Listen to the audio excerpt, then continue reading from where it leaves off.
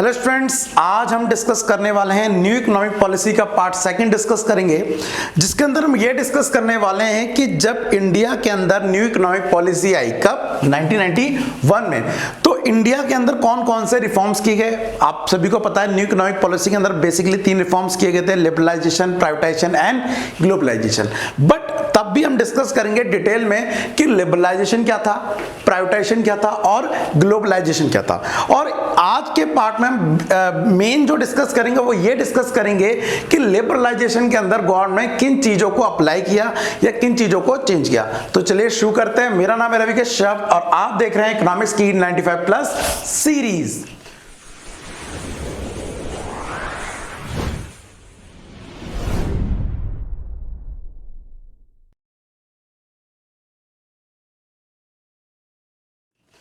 तो स्टूडेंट, जैसा कि आज का टॉपिक है, आज के टॉपिक में मैं पिछले पार्ट को आगे बढ़ाते हुए आज मैं डिस्कस करने वाला हूं एलपीजी के पहला पॉइंट, जो कि है लिबरलाइजेशन। तब भी थोड़ा सा मैं व्यू देना चाहूंगा पीछे का कि मैंने क्या पढ़ाया था। देखिए, हम सभी ने पढ़ लिया था कि जो हमारी गवर्नमेंट है वो क्या अप्लाई कर रही थी, inward looking trade strategy apply कर रही थी। थोड़ा सा मैं पीछे का व्यू देना चाहूंगा। क्या था, 1947 में हम आजाद हुए थे।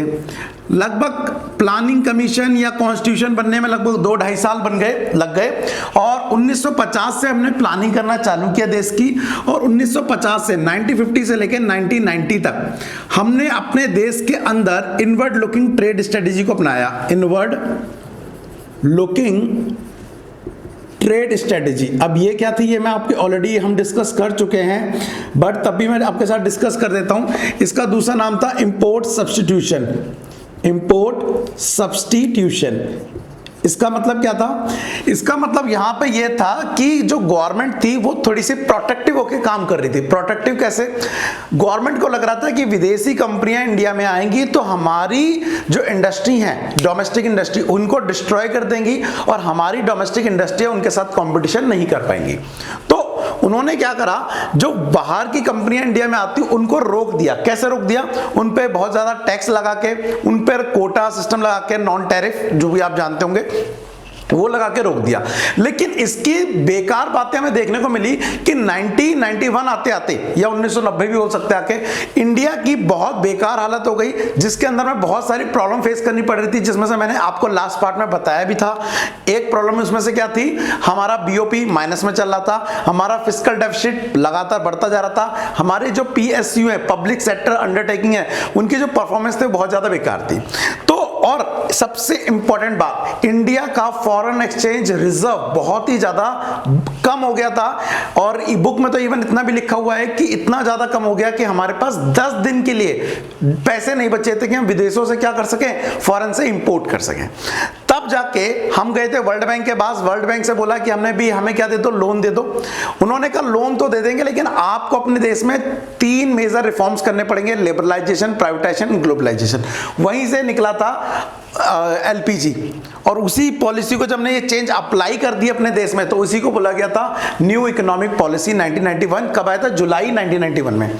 तो यहां तक देश में 1990 तक चला, लेकिन उसके बाद हमने कह लीजिए 1991 में चेंजेस करे मेन। और उसके बाद अभी तक हम 2000, जो भी आप देख रहे होंगे, ये वीडियो बन रही है 2021 में, ठीक है, तो आप देख रहे होंगे। तो यहां पर आई थी क्या? New economic policy. New economic policy यहां पर आई थी कब? जुलाई 1991 में। तो जब ये जुलाई 1991 में इकोनॉमिक पॉलिसी आई तो इसके अंदर 3 जो रिफॉर्म्स किए गए थे। पहला क्या गया था? लिबरलाइजेशन किया गया था जी।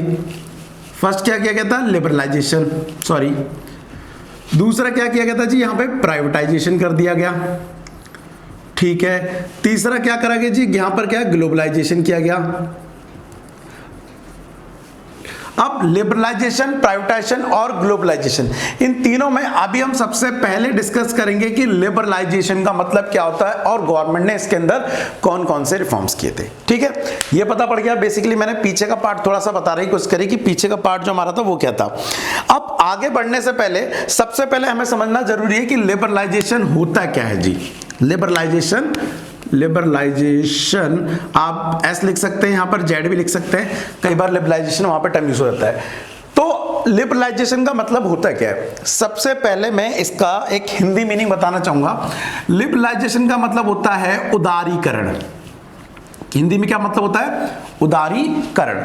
अब इसका मतलब क्या होता है उदारीकरण का? सबसे पहले मैं आगे जाने से पहले आपको एक छोटा सा एग्जांपल देके इसको समझाना चाहूंगा कि उदारीकरण का मतलब क्या है।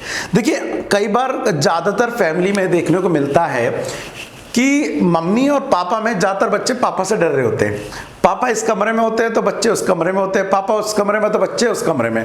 तो कई बार ऐसा होता है, हमारा बचपन ज्यादातर लोगों का बोल रहा हूं, माहौल ऐसा होता है कि हम पापा से डरते हैं।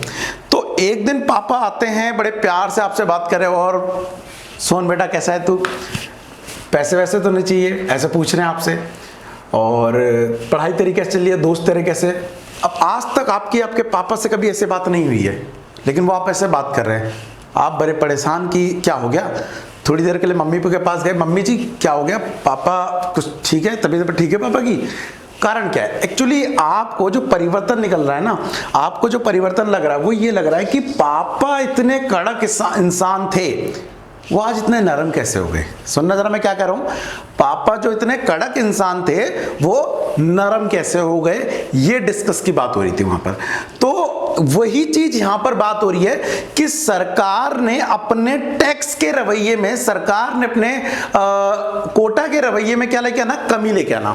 आप सभी को पता है पहले गवर्नमेंट क्या कर रही थी, जो भी चीजें विदेशों से इंपोर्ट हो रही थी उन पे हैवी टैक्सेस कोटा लगा दे रही थी, जिससे वो चीजें क्या हो रही थी, इंडिया में आना महंगा हो जा रहा था। फॉर एग्जाम्पल, मान लीजिए फॉरेन से कोई चीज 100 रुपए की आ रही है, तो सरकार उस पर मान लीजिए 30 रुपए टैक्स लगा रहे, तो वो कितनी की हो गई, 130 की हो गई। ये कौन सी वाली हो गई बेटा, ये हो गई फॉरेन वाली।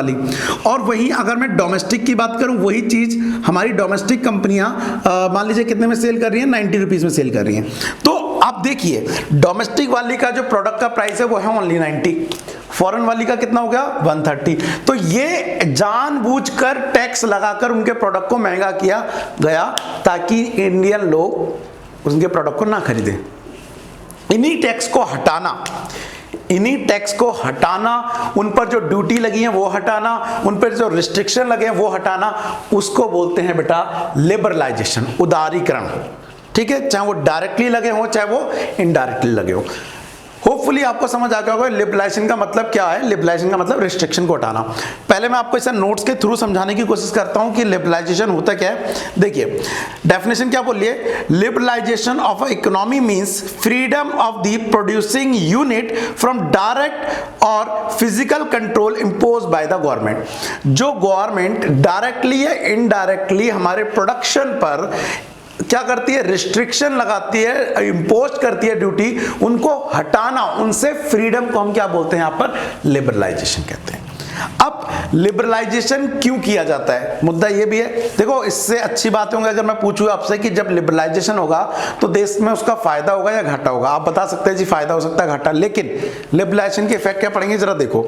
तो ऑब्जेक्टिव ऑफ लिबरलाइजेशन क्या है बेटा, सबसे पहले to increase the competition among the domestic industry. सही बात है, जब विदेशी कंपनियां इंडिया में आएगी तो कंपटीशन क्या हो जाएगा, बढ़ जाएगा। Second, to increase the foreign capital formation and improve the technology.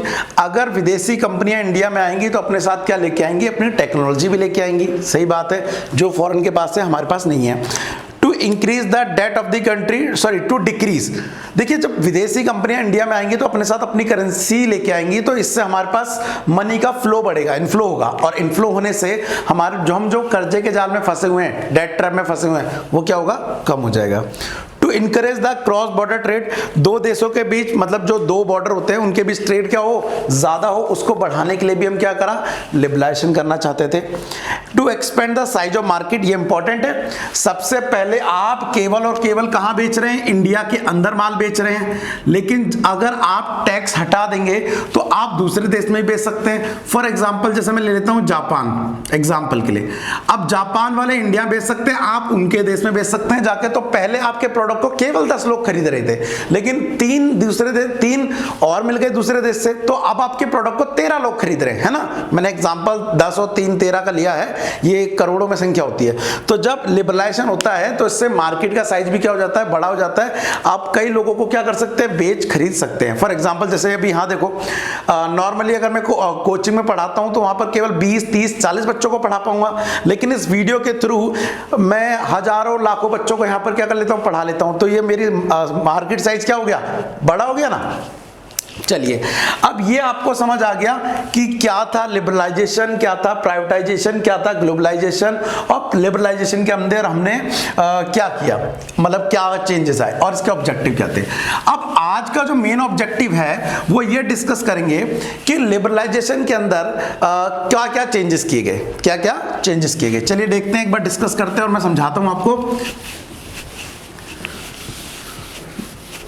देखिए लिबरलाइजेशन के अंदर क्या क्या चेंजेस किए गए, तो ये हम इस नोट से समझेंगे। बाकी आप इस नोट्स की कॉपी आप डिस्क्रिप्शन में वेबसाइट दी हुई है, वहां से आप जा सकते हैं, या आप एप्लीकेशन डाउनलोड कर सकते हैं, जिसकी डिटेल कहाँ दी हुई है, डिस्क्रिप्शन में दी है। एक बार डिस्क्रिप्शन को चेक कर लेना, तो वहां पर वेबसाइट पे जाएंगे आपको ये नोट्स मिल जाएंगे।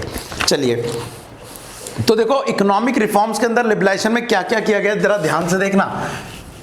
जब लिबरलाइजेशन की बात आ रही है तो इसके अंदर 4 सेक्टरों पर फोकस किया गया। कितने? 4। सबसे पहला कौन सा sector? Industrial sector. Industrial sector में रिफॉर्म्स हुए। दूसरा रिफॉर्म जो हुआ वो हुआ बेटा कौन सा सेक्टर में? फाइनेंशियल सेक्टर में रिफॉर्म्स हुआ, फाइनेंशियल सेक्टर। तीसरा जो रिफॉर्म्स हुआ बेटा वो किसके अंदर हुआ? फिस्कल रिफॉर्म्स हुए थे, फिस्कल रिफॉर्म्स। उसके बाद जो चौथा रिफॉर्म्स हुआ था वो कौन सा हुआ था? External reforms. अब ये 4 तरह के रिफॉर्म्स हुए, तो इन 4 तरह के रिफॉर्म्स में से मैं आपको बताना चाहता हूं डिटेल में जो ज्यादा बड़ा है ना वो कौन सा वाला है? इंडस्ट्रियल वाला है। इसके अंदर तो सब पॉइंट है, कुछ ज्यादा नहीं है। किसके अंदर? फाइनेंशियल के अंदर, फिस्कल के अंदर, बट एक्सटर्नल के अंदर, लेकिन इंडस्ट्रियल के अंदर बहुत सारे हैं। तो क्या क्या चेंजेस हुए थे मैं एक बार ऊपर से आपको समझाता हूं। देखिए जरा, सबसे पहला आ रहा है, हम किसको डिस्कस करेंगे? इंडस्ट्रियल, मतलब इंडस्ट्री सेक्टर को सुधारने के लिए गवर्नमेंट ने क्या चेंजेस किए। सबसे पहला आ रहा है अबोलिशन ऑफ इंडस्ट्रियल लाइसेंसिंग। इसका मतलब क्या होता था? सबसे पहले गवर्नमेंट क्या करती थी, हर सेक्टर का बिजनेस करने के लिए आपको गवर्नमेंट से लाइसेंस लेना पड़ता था, बट बाद में गवर्नमेंट ने क्या कर दिया, 5 सेक्टर को छोड़कर सबसे लाइसेंस हटा लिया। अबोलिशन मतलब हटाना, ठीक है, और बोला कि चलिए आपको बिजनेस करना है, करिए, छूट है। तो ये कौन कौन से थे? देखिए क्या बोल रहा है, इन जुलाई 1991 the new industrial policy was announced. It abolished the requirement of licensing except the following. एक तो लिक्विड वाला जो भी आ गया, लिक्विड वाला उसमें आ गया, मींस आपको अल्कोहल ये सारी चीजें आप अलाउड नहीं था, उन पे लाइसेंस लेना जरूरी है, तो कोई बेचने लग जाएगा। उसके बाद सिगरेट वाले में, उसके बाद डिफेंस इक्विपमेंट में, इंडस्ट्रियल एक्सप्लोजिव जो भी बम विस्फोटक होता है रोड बनाने के लिए या रोड को तोड़ने के लिए या किसी पहाड़ को तोड़ने के लिए, तो उन चीजों पर भी लाइसेंस लेना था। बाकी चीजों पर हटा दिए थे। एंड डेंजरस केमिकल, सारे केमिकल नहीं, डेंजरस केमिकल। तो इन 5 चीजों को छोड़कर सरकार ने बाकी चीजों से लाइसेंसिंग को क्या कर दिया गया? हटा लिया। पहला पॉइंट समझ आया आपको? दूसरा पॉइंट है contraction of public sector. Contraction of public sector का मतलब क्या है? जब मैंने भी बताया था 1950 से लेके 1990 के बीच, इस पीरियड, इस 40 पीरियड के बीच सरकार ने कई सैकड़ों कंपनियां खोली। सैकड़ों कंपनियां का मतलब मैं एग्जांपल कुछ लेना चाहूंगा, मान लीजिए 300-400 पीएसयू खोले। पीएसयू मतलब पब्लिक सेक्टर अंडरटेकिंग। जी मान लीजिए फोन का काम कौन करेगा? जी पीएसयू करेगा। जी स्टील का काम कौन करेगा? जी पीएसयू करेगा। जी खुदाई का काम कौन करेगा? जी पीएसयू करेगा। हर कोई काम कौन करेगा? पीएसयू करेगा। प्राइवेट सेक्टर को ज्यादा आजादी नहीं थी। तो दिक्कत ये थी कि हर चीज में तुमने पीएसयू डाल दिया, हर काम अगर पीएसयू करेगा, public sector undertaking, government company करेगी, तो फिर और लोग क्या करेंगे? तो बाद में जब लिबरलाइजेशन हुआ तो लिबरलाइजेशन के अंडर एक ये भी हुआ कि इन कंपनियों की संख्या को क्या कर दिया गया? कम कर दिया गया। मान लीजिए इनकी संख्या को लेके आ गए कितने पे? 100 पे लेके आ गए। एग्जैक्ट डाटा भी मेरे पास नहीं है, 100 पे लेके आ गए। तो अब देखिए पहले की तुलना में जो गवर्नमेंट कंपनियां थी वो क्या हो गई? कम हो गई, है ना। तो उसे हम क्या बोलेंगे? कॉन्ट्रैक्शन। तो देखो डाटा इसमें दिया हुआ है actually. Under the new industrial policy number of industry reserve for public sector was reduced from 17 to 8। क्या बोल रहा है, जो कुछ इंडस्ट्री थी जो पहले केवल 17 इंडस्ट्री ओनली पीएसयू के लिए थे, उसमें और कोई सेक्टर नहीं आ सकता था। मैं यहाँ पर कंपनी की बात नहीं कर रहा हूं, मैं इंडस्ट्री की बात कर रहा हूं। उस इंडस्ट्री में कोई और नहीं आ सकता था, वो किसके लिए छोड़ दी गई, सरकार ने बोल दिया अब कोई भी आ सकता है, ये 8 कर दी गई। और 2 ऐसी इंडस्ट्री थी जो पूरी किसके लिए थी, गवर्नमेंट के लिए थी, जिसमें अंदर एटॉमिक और रेलवे जो गवर्नमेंट के अंडर आ रही थी। चलिए, उसके बाद D reservation of production area, कुछ सेक्टरों में ओनली पीएसयू को ही काम करना था, या फिर अगर प्राइवेट सेक्टर आ भी रहा था तो उन पर लिमिट लगा रखी थी कि अब इससे ज्यादा प्रोडक्शन नहीं करेंगे, तो उसको भी क्या कर लिया गया, हटा लिया गया। इसे बोलेंगे डी रिजर्वेशन। पहले ना एसएसआई हुआ करते थे, स्मॉल स्केल इंडस्ट्री, तो उनको हटा लिया गया, बोला गया अब ऐसा नहीं है कि ये ओनली एसएसआई कर सकते हैं काम, कोई भी इसका काम कर सकता है, तो वो रिजर्वेशन हटाना, उसे बोला गया डी रिजर्वेशन, पढ़ लेना इसको। उसके बाद एक्सपेंशन ऑफ प्रोडक्शन कैपेसिटी, उसके बाद पहले क्या था, प्रोडक्शन कैपेसिटी पर भी लिमिट लगा रखी थी कि भाई आप बनाएंगे लेकिन 1 लाख यूनिट से ज्यादा नहीं बनाएंगे देश में। अब ये क्या बात हो गई, जब हमारी कैपेसिटी 1 लाख यूनिट से ज्यादा की तो हम ज्यादा क्यों नहीं बनाएंगे। तो यहां पर बात हुई कि अब आपकी मर्जी है, जितना भी आप एक्सपेंड करना चाहते हैं, जितनी भी यानी यूनिट आप प्रोड्यूस करना चाहते हैं कर सकते हैं, आपके ऊपर कोई लिमिट नहीं है, तो उसे बोला गया expansion of production capacity. Next 5th point की मैं बात करूंगा तो वो है freedom to import capital goods. ये भी आपको पता होना चाहिए, 1990 या कह लीजिए 1991 से पहले विदेशों से मशीनों को मंगाना मना था। मान लीजिए आपकी फैक्ट्री है और आपकी फैक्ट्री में कोई मशीन चाहिए, तो मशीन नहीं मंगा सकते थे। आज के टाइम तो हम खटाखट निकालते हैं, अमेजॉन, फ्लिपकार्ट और ऑनलाइन से ऑर्डर कर देते कोई भी चीज़। एट दैट टाइम अलाउड नहीं था, अमेजॉन भी नहीं होगा, अलग बात है, लेकिन आप विदेशों से मशीन नहीं मंगा सकते थे। बाद में लिबरलाइजेशन के अंडर इस रिस्ट्रिक्शन को हटाया गया और अब बोला गया आप विदेशों से मशीन मंगा सकते हैं। इसको मैं पढ़ देता हूं। Liberalisation also implied the freedom from the industrialist to import capital goods with the view of upgrading their technology। अपनी टेक्नोलॉजी को अपग्रेड करने के लिए आप विदेशों से मशीन मंगा सकते थे। तो देखो कितना इंपॉर्टेंट चेंजेस आया, ठीक है। तो ऐसे कई सारे चेंजेस आए थे, मैंने जिसके अंदर आपको कौन सा समझाने की कोशिश करी, लिबरलाइजेशन के अंदर इंडस्ट्रियल सेक्टर को समझाने की कोशिश करी। वेल, आज मैं बड़े दिनों बाद ये वीडियो बना रहा हूं, तो अगर आपको लग रहा है कि इस वीडियो को कंटिन्यू करो तो मुझे बताओ कि सर इसे कंटिन्यू करो, और अगर आपको लगता है कि नहीं सर इसकी जरूरत नहीं है, आप हो गया हमारा काम, तो मुझे बता देना। क्योंकि अगर आप कहेंगे कि सर बनाओ, आगे कमेंट करोगे सर यस बनाओ, तो मैं फिर अगला इसका पार्ट 3 लेके आऊंगा, जिसके अंदर मैं इनको भी डिस्कस करूंगा और इसके आगे के पार्ट डिस्कस करूंगा, ठीक है। तो it's all depend on you. और अगर आज की वीडियो अच्छी लगी हो तो एक लाइक कर दो, ताकि मुझे पता पड़े हाँ आप लोग देख रहे हैं और आपको समझ आ रहा है। ये लाइक कब करना है, ध्यान रखना, जब आपको समझ आए, जब आपको समझ आए। समझ आने का मतलब है यस मेरा मेहनत क्या हो रही है, सफल हो रही है। और ये वीडियो को अपने दोस्तों के साथ शेयर भी कर देना, खासकर कौन से वाले, जो 12th में, ठीक है। चलिए मैं मिलता हूं आपसे नेक्स्ट क्लास में, तब तक के लिए thank you, tata and bye bye.